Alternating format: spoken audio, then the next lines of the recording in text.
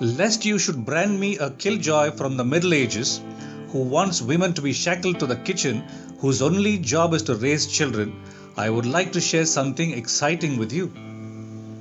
Of course, I do not believe in whose only job is to raise children. Rather, I believe in whose primary job is to raise children. Her children take precedence over everything in her life. In other words, they get top priority.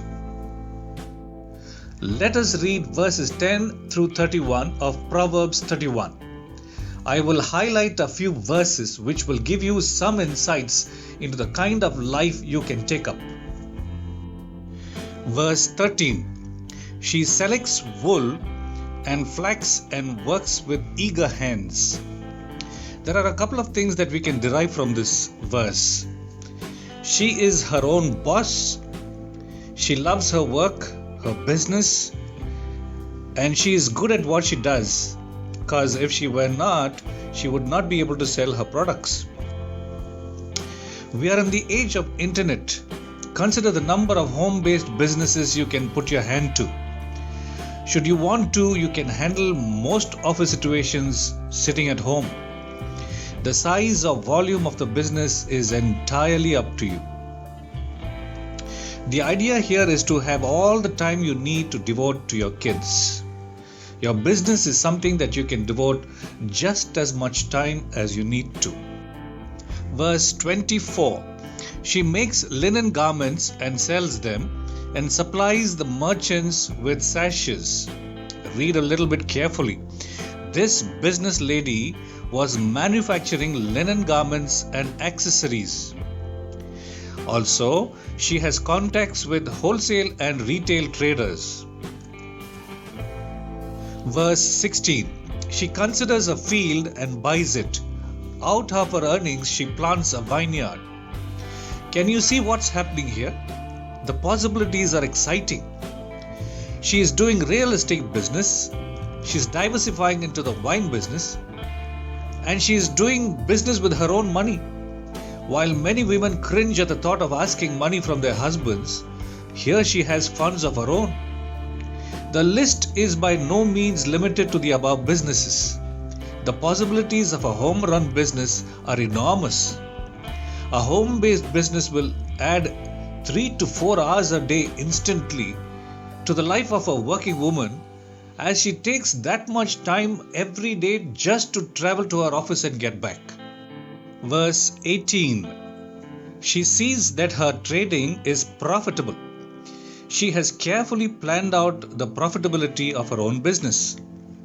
Looking at trading as a business, there are a number of products in the market today that are crying out for marketing people. A vivacious homemaker can take up as much marketing as she possibly can handle. This is where good Christian networks can be very effective. If we take the time and effort, I am sure we can connect a number of businesses to Christian work-from-home mothers. I will give you a couple of exciting examples. In the 20th century, a highly sophisticated and successful Swiss watch industry got its watches assembled by housewives. A company agent first trained them in the assembly of components. He would deliver the components to them and would pick up the assembled products the next day. In Mumbai, India, there are a number of high-end engineering products, particularly plastic, which are made in regular homes. Being a Christian gives you a tremendous advantage. You can use your church and contacts in other churches to sell your products. When feminists all around the world are clamoring for freedom from the so-called bondage of the home, the Proverbs 31 woman exhibits anything but slavery. Do you really get a picture of a slave woman here? Verse 31. Let her works bring her praise at the city gate. Verse 23. Her husband is respected at the city gate, where he takes his seat among the elders of the land. She is respected and praised by all. Her work brings respect even to her husband. Tell me, don't you see a successful businesswoman having her own money, dishing out to charity as she pleases? Don't you see a confident woman with a head held high, earning the respect of all those around her? If you do, I have just rescued you from a dreary 9-to-5 job that you most probably didn't like, saved you 3 to 4 hours a day of cumbersome travel, and set you up as a successful business owner who loves her job. And yet, how does she handle her home? Verse 15, she gets up while it is still night and provides food for her family. Verse 27, she watches over the affairs of her household and she does not eat the bread of idleness. Verse 28, her children arise and call her blessed. Raising kids is a huge responsibility, and your inputs in their lives will have a direct effect in how they grow up. Your children should take priority over your extra income or independence or job. They should be the ones who get your top priority. Marriage is a union between two beautiful people.